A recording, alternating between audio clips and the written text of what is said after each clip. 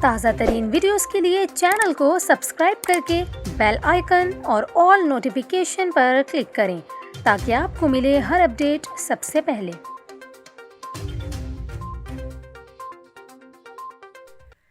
اور ابھی آپ کو اہم خبر دیں، اسلام آباد میں پشاور موٹر وے پر واقع اتوار بازار کے سٹالز میں آگ لگ گئی۔ آپ کو اہم خبر سے آگاہ کر رہے ہیں۔ اسلام آباد میں پشاور موٹر وے پر واقع اتوار بازار کے سٹالز میں آگ لگ گئی، جسے بجھانے کا عمل جاری ہے۔ آپ کو بتائیں کہ اتوار بازار کے سری نگر ایونیو سیکشن میں آگ لگی ہے۔ فائر بریگیڈ اور MCI کا عملہ آگ بجھانے میں مصروف ہے۔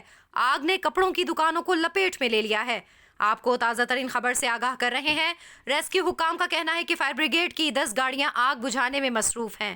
آگ لنڈا سیکشن کی دکانوں میں لگی، جس کے نتیجے میں کئی دکانیں جل گئیں۔ ترجمان پاک بحریہ کا کہنا ہے کہ اتوار بازار میں آگ بجھانے میں سول انتظامیہ کی مدد کر رہے ہیں۔